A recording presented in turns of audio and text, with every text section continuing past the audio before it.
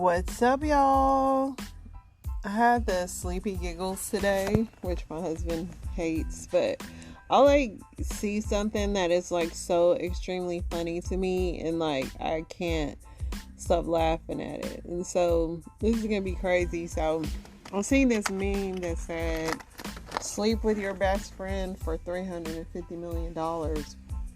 And I was like, I can't and it could be because I'm not a part of the community or whatever, but I can't sex with a woman is just it doesn't seem like it's real.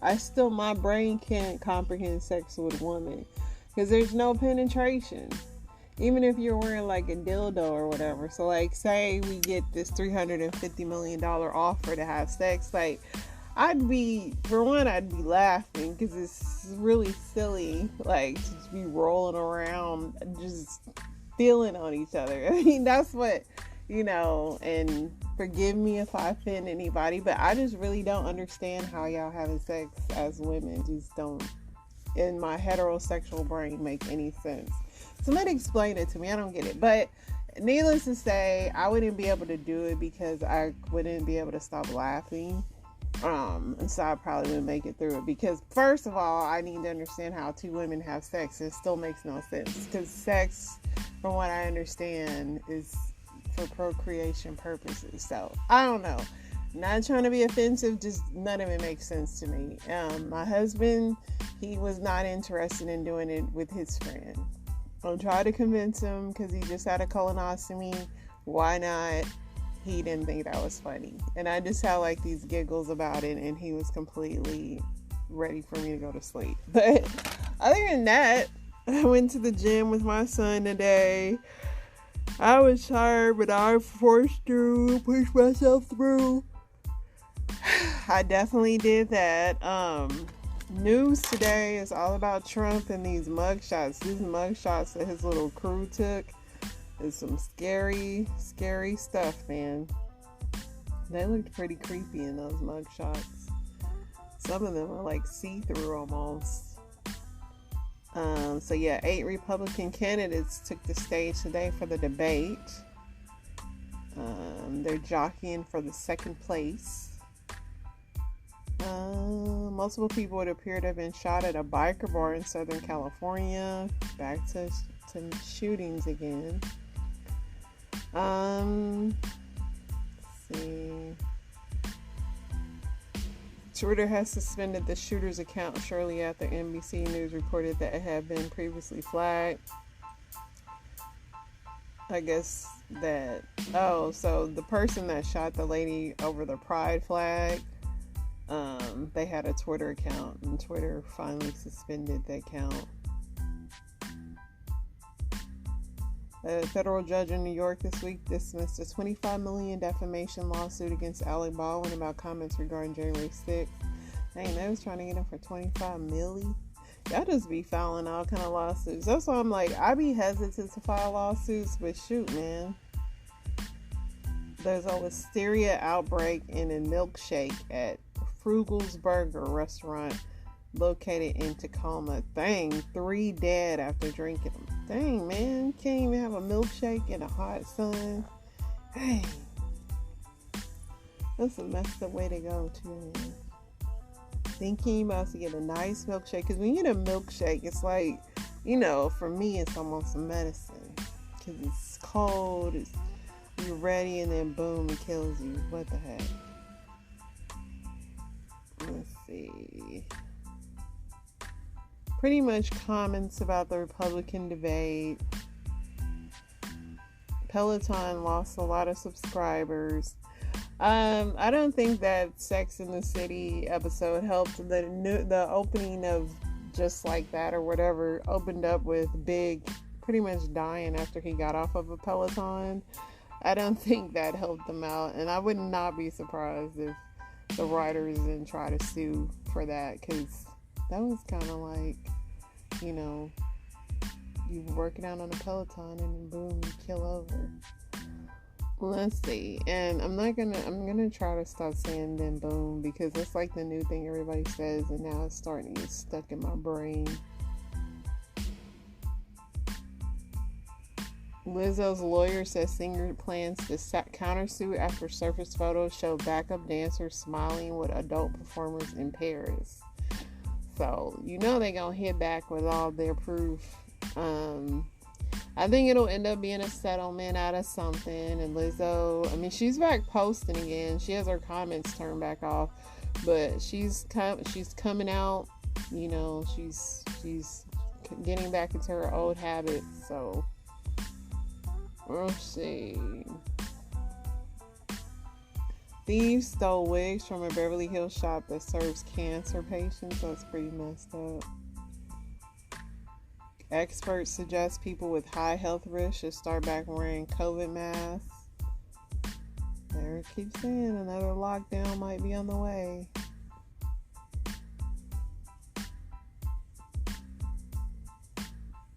Let's see what else.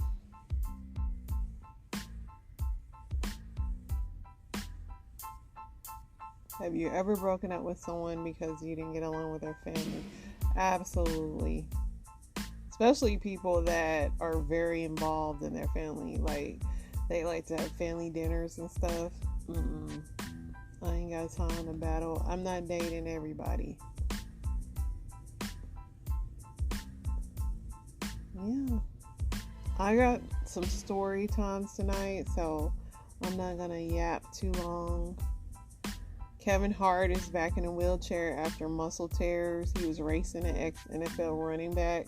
Kevin Hart gets hurt every year, and he swears he's gonna sit down somewhere. But I'm like, Kevin, you got so much money, bro. Like, you can buy some kind of robotic suit and do all kind of other things without harming your body. R. Kelly has $500,000 garnished from his royalties, payback for his victims. I didn't know he had that much in royalties.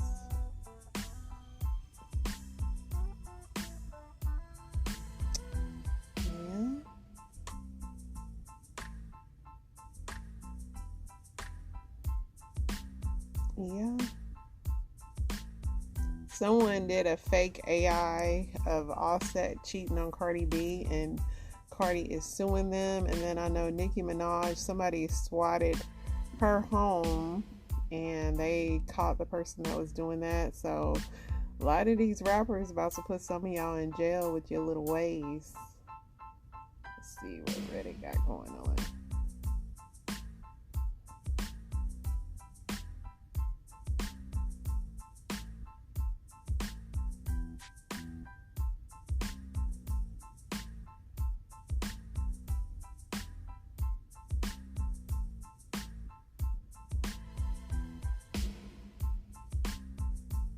Men who pay for premium dating apps. Why? Why, men? Significantly more matches after having paid for the app. Women don't need to spend a dime, but they have to weed through their matches when the men are lucky to get one. Honestly, because I found swiping too fun a game and was annoyed at the arbitrary limit, the extra super likes, and account boost nonsense that came as part of it consistently got me more matches too. Some even spoke to me. The reality is most dating apps have a large majority of male users, most of whom tend to be straight or bi looking for women. When we're looking for men, we usually go on gay specific ones. So even if everyone had the same amount of game and equally good looks, the guys will still have the odds stacked against them. In my opinion, dating apps are a scam and bad for everyone involved. Men get no matches because the ratio is against them. Women get swamped with creeps and unsolicited D pics, and anyone else often have that opinion. But if you insist on using them, it might be worth to pay to have it paid. They said, and then here are some statistics. 66% of dating app users aren't even single. Your success rate is 0.33 at best. 70% of dating app users feel depressed after using them.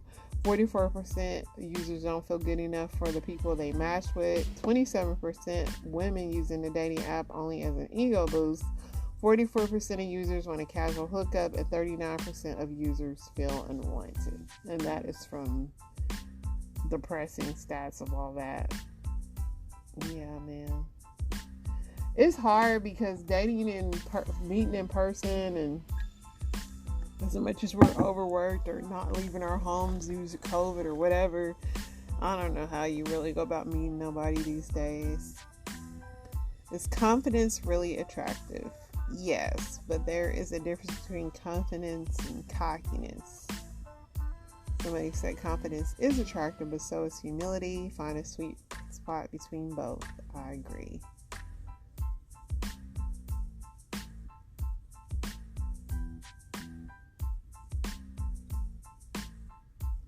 Question for women. Men, what physical traits attract you in women? For me, it's a nice butt shape, medium big butt, good sized breasts. I realize these are high standards. What attractive traits can I offer women to balance this? What do you mean those are high traits? People buy that stuff down. Somebody said that's not how it works. Yeah, you can just order people up on a platter.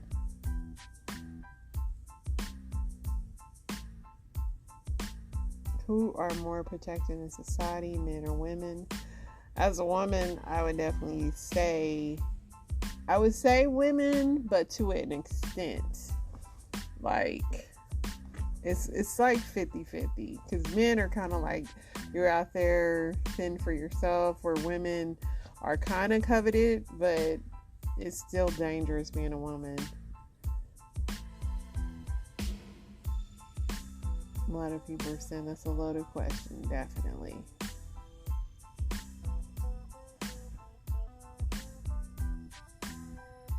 Let's see what else we're all talking about on this Reddit. What's something that happened on a first date that made you decide against a second date?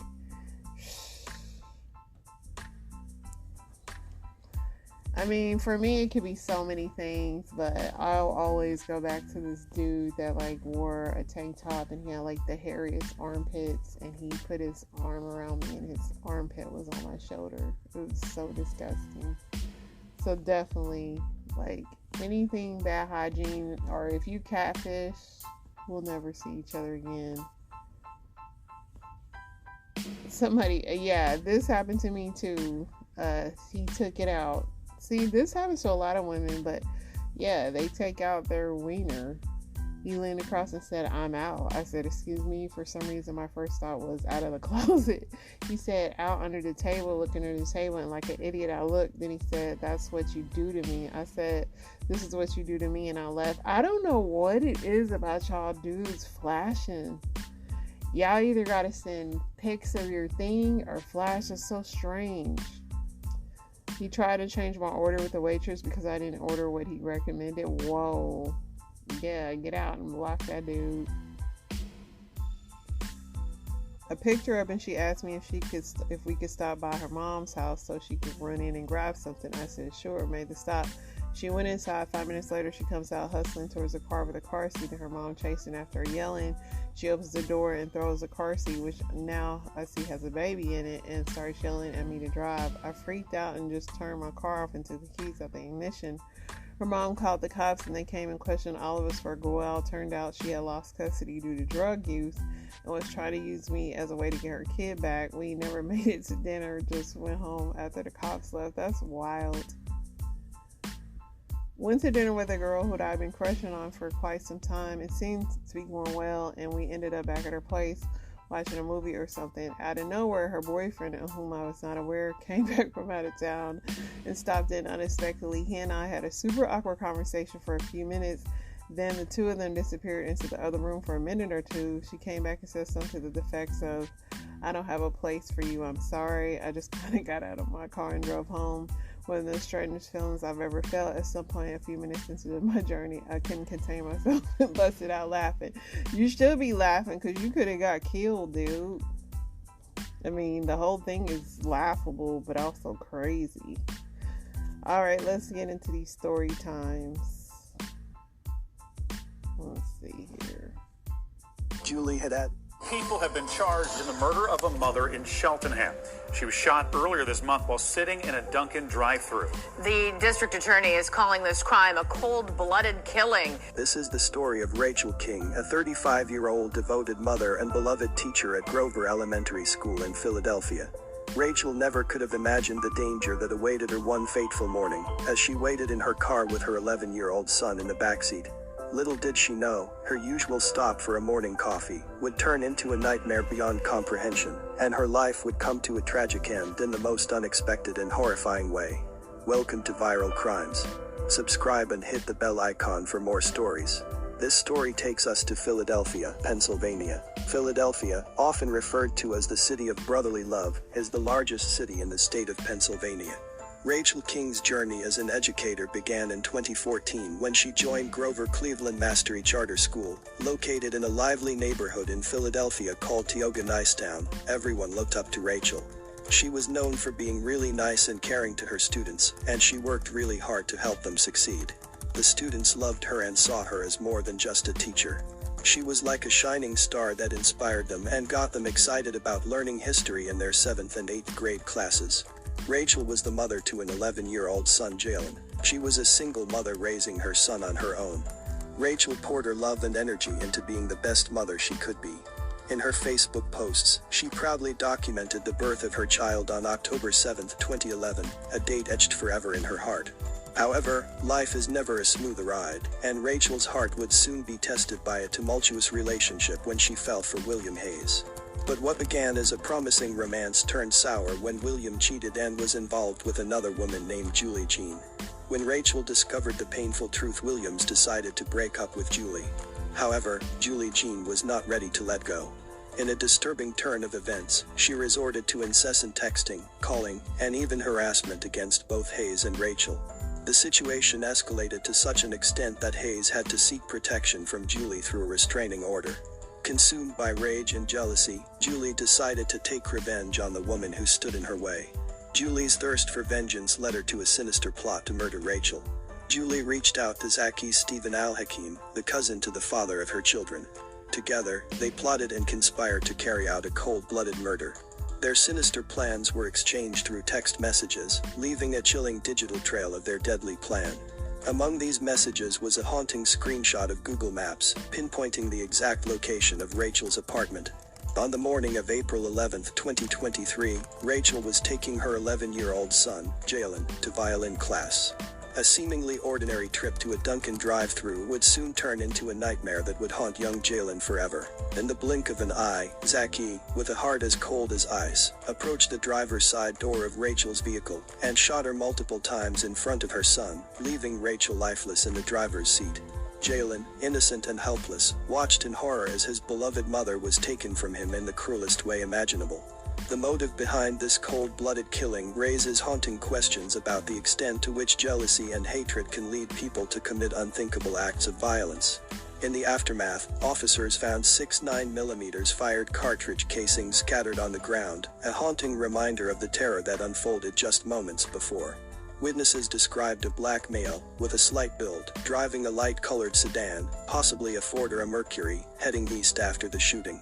Further investigations revealed that the suspect had strategically parked his car just a few feet away from the drive-thru.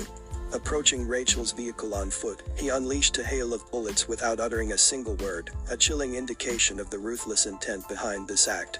Montgomery County DA, Kevin Steele, minced no words in condemning this heartless murder, calling it a targeted murder of a mother. Saying, "This cold-blooded killing of Rachel King was a targeted murder of an innocent person, planned by these two defendants, and horrifically carried out in front of King's son. It is a tragic killing of a good person, all because of an ended affair." The assailant had stalked Rachel in the days leading up to the fateful day, waiting outside her residence. Cell phone evidence further painted a disturbing picture, linking Julie and Zaki to the crime in a web of incriminating messages and images. Julie had added Zaki's phone number under an alias, Za, concealing their sinister intentions. A photo of Rachel, held by a woman identified as Julie, was taken just minutes after Zaki shared his real-time location with her, creating a chilling timeline of events. In the aftermath of the murder, both Julie and Zaki attempted to erase evidence of their involvement in the murder, frantically deleting texts from their cell phones. But law enforcement managed to recover the damning communication, exposing the chilling details of their cold-blooded plan. On the day of the murder, authorities said Julie sent Zaki a message on Cash App with a payment of $5, with an emoji message that is interpreted to mean link up, message me, no phones, that's it. In the wake of the horrible tragedy of Rachel King's murder, the wheels of justice began to turn. Philadelphia police were swift in their pursuit of the suspects, determined to bring those responsible to account for their heinous actions. As the sun set on that dreadful day, the law enforcement's keen eyes spotted the Mercury Sable, the vehicle allegedly driven by Zaki. When officers bravely attempted to halt the suspect's escape, a wild chase ensued, with Zaki zigzagging through the streets at breakneck speed. The desperate attempt to flee came to a crashing end as the Mercury Sable collided with a fence on 16th Street, leaving chaos and destruction in its wake. In the aftermath of the chaos, Zaki was taken into custody, but his alleged reign of terror didn't stop there. Shockingly, investigators linked him to an unrelated murder, the fatal shooting of 36-year-old James Chris Farrell Jr., just days before Rachel's tragic death. The evidence piled up, and the pieces of the puzzle began to fall into place. Addie Farrell, Chris's mother, expressed a bittersweet relief at the knowledge that Zaki was behind bars, bringing some sense of closure to her family's painful ordeal. "I'm at ease because I know where he is, and I don't have to worry anymore," said Addie Farrell, Chris's mother. Then, the fact this young man is in jail, and it kind of brought some closure. The new National Integrated Ballistic Information Network, NIBIN, machine proved crucial in linking the two murders, revealing that both crimes were committed with the same weapon, a 9mm handgun. As the investigation unfolded, a photograph of a ghost gun was also found on Zaki's cell phone. The sinister mastermind behind the chilling plot has been apprehended. Julie Jean, 34 years old, now faces the weight of justice, charged with first and third-degree murder, along with conspiracy. Breaking on CBS News Philadelphia, police call it a cold-blooded killing. 2 people have now been arrested in the murder of a teacher and single mother who was killed in front of her young son. Police have arrested Zaki Al-Hakim and Julie Jean. They say Rachel King was targeted by them in a conspiracy. Investigators say Al-Hakim and Jean planned to conspire to murder King, who was the longtime girlfriend of a man named William Hayes. Prosecutors say Jean and Hayes had an affair back in 2022. After Hayes broke it off, the DA says Jean continued to harass both King and Hayes. And then police say Al-Hakim and Jean conspired to murder King. All right, the facts of this case and how these 2 defendants conspired and planned for nearly 2 months to kill Rachel King is truly disturbing. It was a cold-blooded killing, a targeted murder of an innocent person planned by these 2 defendants and horrifically carried out in front of King's son. Among the evidence recovered, prosecutors say, is a photograph of a gun, also a map of the victim's apartment. The prosecution's case is built on a trail of evidence, painting a disturbing picture of Julie's alleged involvement in plotting with a hitman to end Rachel King's life. Meanwhile, Zaki Stephen Al-Hakim, 33, the alleged gunman, finds himself behind bars, held in the confines of the Curran-Fromhold Correctional Facility in Philadelphia. He too will face charges of first-degree murder, conspiracy, and related crimes. Rachel King's boyfriend lovingly praised her as a dedicated mother pursuing a master's degree and principal's certificate. CEO Gordon conveyed the school district's heartbreak, calling Rachel the heart of the community.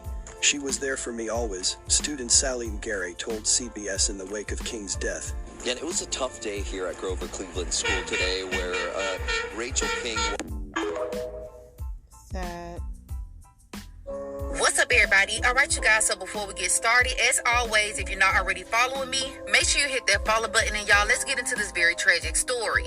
Now, let me start off by saying this. This story is literally still developing, so there are a lot of details that have not been released. So on Monday, August 14th, a 24-year-old by the name of Shaniqua Charnay Smith was found laying in a yard in New Roads, Louisiana. So Shaniqua had been shot. She was later transported to the hospital where she sadly passed away. Now, Shaniqua's family and friends on Facebook describe her as a light. They're saying that she was so fun to be around and she always wanted to have a good time. Now, Shaniqua had a very promising and fulfilling life, and she was loved by everyone around her. So this story takes a very dark turn because after Shaniqua was killed, it was revealed that her girlfriend was a person of interest. Police have named a woman by the name of Marion May Williams as a person of interest in the murder of Shaniqua Smith. But y'all, the crazy part about this is allegedly not the first time that Marion has actually killed someone. When I went to the GoFundMe of Shaniqua Charnay Smith, I then was met with a whole story about how Marion tried to kill multiple of her exes. So the ex that she is being accused of killing before she killed Shaniqua is 19-year-old Azaria.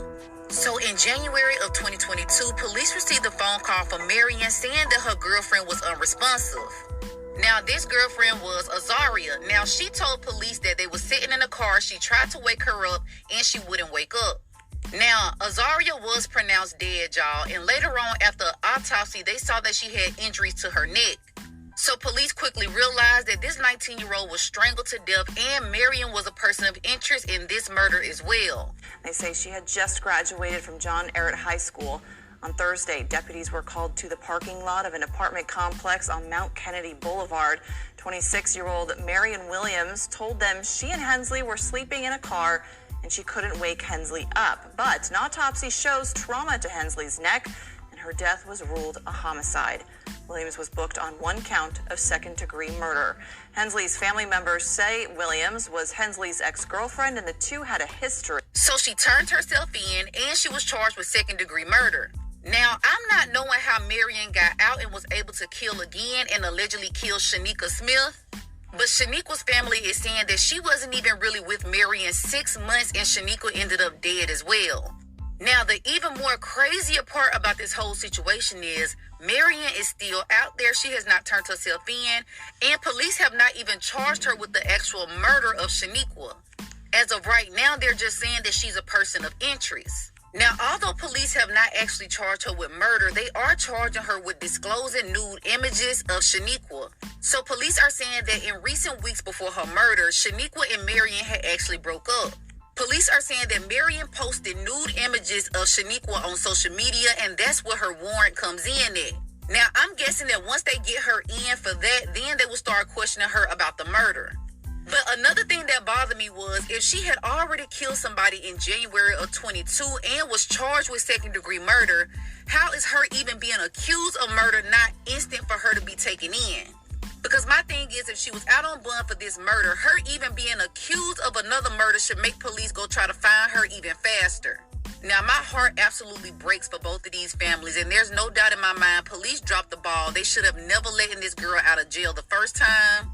And from what I'm gathering from all the posts I'm seeing on social media, she has tried to kill a couple of her girlfriends. Now, my heart goes out to the family of Shaniqua, and my heart goes out to the family of 19-year-old Azaria, who died last year. I always say I'm opposed to the death penalty for certain situations, but y'all, this is a stone cold killer. She has killed multiple people, and she needs to be in jail. Yeah, that's crazy. And, I mean, the fact that she's just still out, and how did she even get out? Police say that the girl was with her mother this morning at a Foodtown supermarket on 37th Avenue. While in the store, she reportedly asked her mother to go to the park. Her mother said no, but allowed an acquaintance to take her daughter instead. That acquaintance, who the mother only reportedly knew for about a month, is the 75-year-old man seen in surveillance images holding the girl's hand in the grocery store. Police say the girl's mother subsequently could not get in touch with the man and called 911 around 1 p.m. Around 4 p.m., a Good Samaritan spotted the little girl with the man in the Jackson Heights subway station just a few blocks away from the supermarket and flagged down officers in the station. The man was taken away in cuffs and remains in police custody at the 115th precinct. Police are questioning him as well as the child's mother and the Good Samaritan who helped to paint a picture of what happened during the 7 hours that girl was. Now, we know that the man in custody lives in the Harlem area, but we do not know his name or if he has any sort of a criminal history. We understand that he's going to be spending the night here at the 115th precinct, and we will learn of any possible criminal charges tomorrow. They're basically saying the mom's trying to sell her daughter to this man at the grocery store, which, yeah, I mean, how do you just give your daughter to a man in a grocery store without and they go disappeared for 7 hours. Rachel Del Tondo's former student has been named the prime suspect in her case. If you don't know, in 2018, Rachel was a suspended teacher in Aliquippa, Pennsylvania. On May 13th, she went out for ice cream with a friend, not knowing someone was following her. When Rachel was dropped off at her parents' around 10:45, she was shot 10 times right there in the driveway. But to understand what happened there that night, we have to go back to an incident 2 years before. The reason her millionaire fiance broke off their engagement and she was suspended from teaching. That winter, in February of 2016, police found Rachel and a 17-year-old student here in a, quote, steamed up parked car just before 2 a.m. Rachel told the responding officer that the high school football star Sheldon Jeter had just needed to talk. She said her fiance would be angry if he found out, so the officer agreed not to file a report or press any charges. About a year later, in May of 2017, the police chief decided to, quote, file that report in case someone got wind of it. And then suddenly in October, it was leaked to Rachel's boss and the media, all sent in an anonymous email conveniently just days after her fiance went to the station looking for more information. With that, Rachel was placed on paid suspension pending an investigation by the Department of Education. And within 2 months of said suspension, she got into a serious relationship with Sheldon's older brother, Bolton, the brother of the student she was seen with in that car. So, on the night Rachel was killed, we now know she actually got ice cream with Sheldon and Bolton's third brother. This seemingly did not go over well with Sheldon. You can see he texted his brother just 30 minutes before the murder, insinuating he was mad he wasn't invited. So, for the past 5 years, police have reportedly been building circumstantial evidence against Sheldon. They have GPS data, surveillance footage, and his history of stalking, but they cannot place her on Rachel's driveway that night. As of today, Sheldon is the only suspect in Rachel's case, and he's actually already serving life for the murder of his roommate in 2020. He shot Tyreek 7 times, again after going out for ice cream.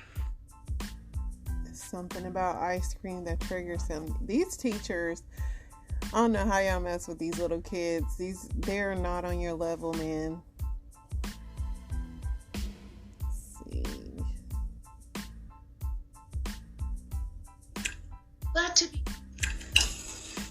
But to be fair, they probably get that from...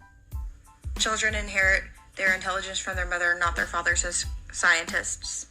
Genes for cleverness are carried on the X chromosome and may be deactivated if they come from the father. Thank God that my boys got my genes. I'm just saying. You bitches want a corporate sugar daddy? Yes, you do, bitch. I'm about to show you how to get one real quick on accident, bitch. Learn how to tie a motherfucking tie, bitch. That's all you gotta do, bitch. Learn how to tie this motherfucking tie. Let me tell you one motherfucking thing. Bitch, if you learn how to tie a tie, do you know you will impress the fuck out of a corporate nigga? Bitch, you ain't gotta learn. You ain't gotta know how to do nothing else, bitch. You ain't even gotta know how to spell your own motherfucking name, bitch. But you learn how to tie this motherfucking tie, bitch, and I guarantee you, that nigga about to take care of you, bitch, your kids, bitch, your baby daddy. He about to pay all the bills in the motherfucking house, bitch. He gonna ask you if you know how to do the Windsor, bitch. Just tell him, oh, no, but I wanna learn. Bitch, you ain't never even gonna tie his tie. Bitch, but guess what? You gonna have his money, then they gonna put you on motherfucking payroll, bitch. He's gonna be motherfucking impressed. And bitch, when you see him with a tie, just go up to him and just adjust it just slightly. Like you know what the fuck you doing, bitch. And when he give you that money, cash at me, cause bitch, I just gave y'all $1 million motherfucking skin. I mean, I don't know who wanna try this, but it seems like she's onto something. Please give your baby your surname. You carried a baby for 9 months, gave birth, and will be responsible for that. I agree. As somebody who made this mistake as a teen, there's 2 things I did not expect. When it comes to school, if you do not share the same last name as the child, the staff may have questions, the students may have questions. It's not the biggest hurdle. A lot of people tend to understand, but people also judge. It has a potential to adversely impact your child's life in some way. Another scenario, say baby daddy remarries, and now your child has his last name, his new wife's last name, and his new children's last name, but the child spends majority of the year with you. I encourage many to boldly give their children their last name. That would be something I would go back in time for. I mean, my boys didn't have my last name. I didn't really have trouble in life due to that, and really didn't care what people thought, because people get divorces, people move on. Michael effectively left the majority of his estate to girlfriend Omarosa, a fact which his friends and family found difficult to understand. I love the brother, but he got caught up in what that whole Hollywood thing is. Why he changed his will, I have no idea. Everything in that home was going down Omarosa. I couldn't believe that. Next time you fix your mouth to tell me to be quiet, you will think again. When it came to women, Michael could kind of, be easily swayed. Michael Clarke Duncan, renowned for his roles in movies like The Green Mile and Armageddon, passed away on September 3rd, 2012, leaving behind a void that was deeply felt by his loved ones. Amid the grief, a series of events transpired that would cast a shadow over his memory. From accusations of his fiancée allegedly having something to do with his demise to Hollywood's role in the tragic incident, Michael's sudden transition has been plagued with more questions than answers. Now it looks like Michael's family has revealed everything that led to the actor's unfortunate demise. So what exactly did they reveal? For starters, Duncan's early years were a tapestry of security jobs in the sprawling expanse of Los Angeles, woven alongside his attempts to break into the acting scene via commercials.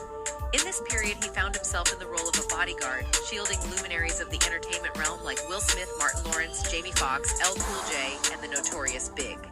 Duncan's entanglement in the security business took an intriguing turn following the unfortunate demise of Biggie in 1997. His decision to distance himself from this line of work was shrouded in speculation. Fans questioned whether his exit was a result of witnessing something amiss within the industry's shadows, or if it was the overall atmosphere of anxiety that prompted his departure. Could this be another instance of Hollywood's darker side casting a long, unsettling shadow? The progression of Duncan's journey within the entertainment realm was anything but conventional. Commencing with minor roles that often confined him to the depiction of bouncers, such as in productions like Bulworth and A Night at the Roxbury, he slowly eked out a foothold. However, the trailblazing moment came with his role as Bear in the grand-scale cinematic spectacle Armageddon. This marked a definitive turning point, thrusting Duncan into the spotlight. Yet, it's important to question the cost of this trajectory. Was his ascent the outcome of his undying passion, or a calculated result of his compliance within Hollywood's demands? The rapport Duncan cultivated with fellow cast member Bruce Willis during the making of Armageddon played a pivotal role in shaping his journey. Willis's influence propelled Duncan into the breakout role of gentle giant John Coffey in The Green Mile, directed by Frank Darabont. Was this a genuine mentorship or an illustration of Hollywood's intricate web of connections at play? Duncan's subsequent recognition, including an Academy Award nomination for Best Actor in a Supporting Role and a Golden Globe nomination for Best Performance by an Actor in a Supporting Role in a Motion Picture, raises questions about the true motivations behind these accolades. Were they bestowed upon a talented actor, or were they part of a larger narrative scripted by the industry? Duncan's foray into subsequent roles traversed action-packed spectacles and comedic ventures alike, cementing his presence across genres. However, his portrayal of Kingpin and Daredevil in 2003 carries a different shade of complexity. As he assumed a character that traditionally embodied a different ethnicity, Duncan's transformation involved gaining significant weight. The actor revealed that Hollywood allegedly forced him to gain so much unhealthy weight in order to get the role. I cleared out my refrigerator about $5,000 worth of meat. In addition to this, Michael had to do strenuous body workouts that probably left his body tired and stressed. He once talked about this saying, "I had to gain weight. Once again, they wanted me to be a little bit thicker. The height wasn't a problem, but they wanted me to be more muscular, so I started doing my powerlifting regimen when I need to gain weight to build my muscles up. So I got to 335, almost 300. So that pretty much was that, and that his family was questioning Omarosa being left everything in his will, which if you know of Omarosa, I don't see how anything would be a different outcome. That lady seems like she could convince anybody to do anything. I don't know about y'all bitches, but I would rather be the bitch that he cheat with than to be the bitch he cheat on. Baby, we are not the motherfucking same, bitch. Side chick me, bitch. And before y'all say, oh, side chicks is just pussy, wrong again, bitch, wrong again. The ones that's just pussy is the ones that he never get caught with, bitch. See, niggas get caught when they being sloppy. And niggas get sloppy when they like a bitch. And when niggas like a bitch, it's probably because he seen some potential in her. And if he seen some potential in her, then bitch, he realized that she had more to offer than pussy.